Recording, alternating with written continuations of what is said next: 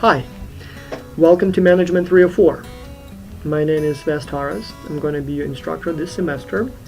Since this is an online course, I felt it would be appropriate to stick my face here for a few seconds so that you know what I look like, maybe even say hi sometimes when you see me in the city, and so that you have the sense of being present in the course. And in this video, I'm going to talk a little bit about what this course is about, how it will go, what to expect, and how to get your A+. Alright, so follow me on this one and let's go. So first, a little bit about my background. I got my PhD in International HR at the University of Calgary. So basically it's cross-cultural psychology, managing people in an international context. My education before my PhD was primarily in economics. I got my master's from the University of Texas at Dallas in economics, and before that a bachelor's degree also in economics. Specialization, cross-cultural psychology, cross-cultural teams. I also really like and do some research on effectiveness evaluation of training programs. So companies spend a lot of money on training their employees, including cross-cultural training, but they hardly ever know if it actually worked, how much money they got for each dollar they invested. So I specialize in evaluating effectiveness or utility of those training programs. I have lived, worked, taught at about a dozen countries, and I've traveled to dozens and dozens of countries. Plus I work on a regular basis with people from over 80 countries because of the work that I do, cross-cultural research, X-Culture project, and some other projects. So international business and cross-cultural management, that's what I do, that's what I live effectively. Now, originally I'm from Ukraine, and those of you who don't know where Ukraine is, it's right in the heart of Europe. My hometown is right here on this map, and that's where I lived for the first 16 years of my life. At the age of 16, I moved to Germany, and then there were a number of other countries in between before I ended up here. I also lived for a long time in Canada. In fact, I'm a Canadian citizen and consider Canada my home country at this time. And I lived in Texas, obviously, for some time, and now in North Carolina, as well as a bunch of other countries where I've been either because of my work or because of my research. Now, here are pictures of my family, cuties. Just so you know, my wife is a UNCG student, but I didn't take advantage of a UNCG student. We've been married for a long time. She just went back to school.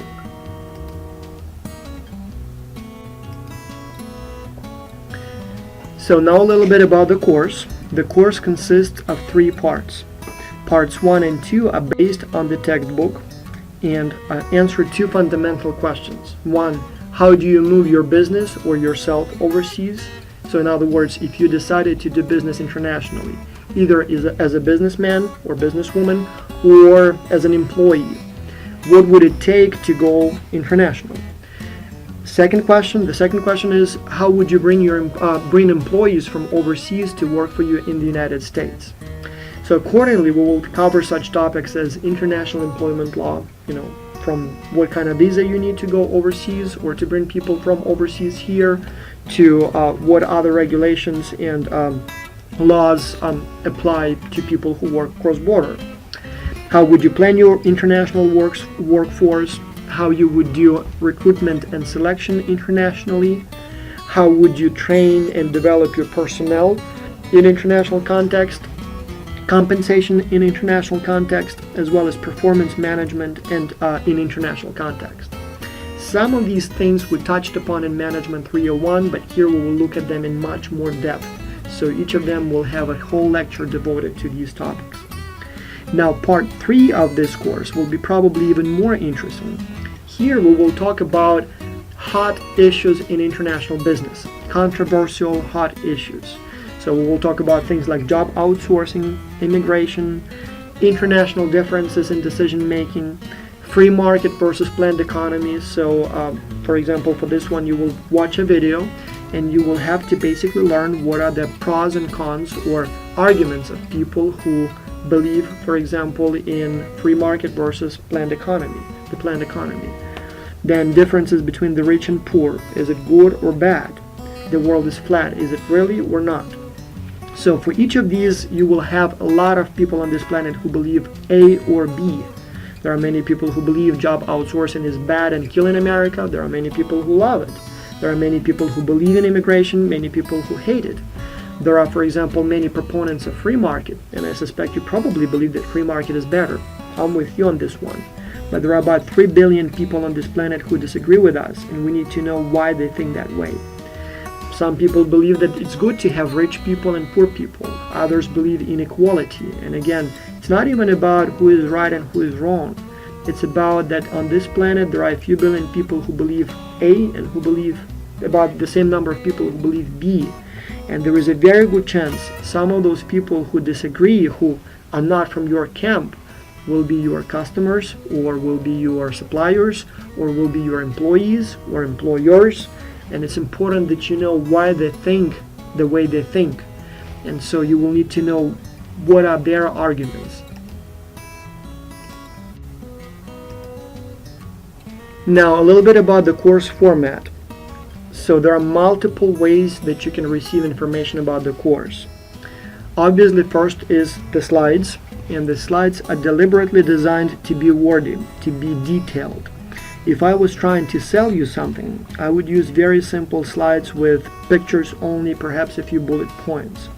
Here I designed the slides to be more of class notes, to be files that you can use to review course material and still comprehend it. So something that you can use as almost like a separate source of information. But then on top of that, you have the textbook, as well as video lectures and audio lectures. The text and the slides are for you if you prefer to work with the text format. If you are a visual learner, you have the video lectures. If you are audio learner, you have the audio lectures. So all of those methods or all of those mediums are providing the same information, so choose whichever one you want to work with and work with that one. But I personally would recommend video lectures or possibly audio lectures. The reason for that is that here you will get, well, first of all, you will see me or hear me, and hopefully that will make you feel as if you are taking a real in-class course. But also, it will save you time. When you read the book, you just sit there and do nothing else, and it takes time. And there will be a lot of readings for this course, so I'm not sure how much time you have. But if you listen or watch the video lectures, you can probably do that as you do something else. You can probably do that at your own time, at your convenience. Probably when you commute to work or to school, when you work out in the gym, when you work in the garden. So you can basically do all that without wasting your time on the course. But again, whatever works for you works for me. Your choice. And one thing that I would like to mention, in the video lectures, as a bonus for you actually watching the lectures, I embedded questions that look very much like the questions that will appear on the real exam. So if you watch the video lectures, you will also get some preview of questions that are likely, and some of them will appear on the exam. You also have those questions in the audio version of the slides, of the lectures, but not in the slides. All right. Now, in terms of grades, there are several things that you will be evaluated on. First, 2 tests, 2 exams, simple stuff, all online, multiple choice questions only. For each test, you will have a 4-day window. So you can take the test anytime during those 4 days, and the times are specified in the syllabus. Once you click on the test, once you start the test, you cannot stop. You will have 75 minutes per test, and so time your timing very carefully, because again, once you start, you cannot stop. Each test is worth 35%. Then there are 6 THAs. All of them will comprise the third and last part of the course. So those will be testing your ability to know, or your knowledge of the arguments for and against each of those 6 hot controversial issues in international business. For all of them, pretty much you will have to watch a short video, about 20-minute video, and basically just based on that video presentation, write down the arguments of the supporters and arguments of the opponents of that particular issue. So 5% each of these. On top of that, very much like in Management 301, you have the green question bonuses. So for each lecture in the syllabus, you have about 5 questions or so. If you write down answers to those questions and send them to me, you will get a bonus, which is 0.25 points each lecture. Now, the assignments are already posted on the Blackboard, so if you just go to course documents and go to the green question bonus assignment folder, you will see all of them there. So just post that at your convenience, preferably at the pace of the syllabus or of the course. So each week has one topic, so just post your questions corresponding to that syllabus, to that schedule. And yeah, as long as your answers make good sense, you will get those bonuses. It's optional, you don't have to do it, but if you do it, you can boost your grade. So you can make a total of, I believe, up to 2 points that way. So instead of, for example, 89, you may get 91. And that may be just enough to move you from B+ to A-. Finally, there are bonuses in this course for helping me improve the course. So if you see any typos, any errors, or if you just have suggestions for improving the course, send them my way via email.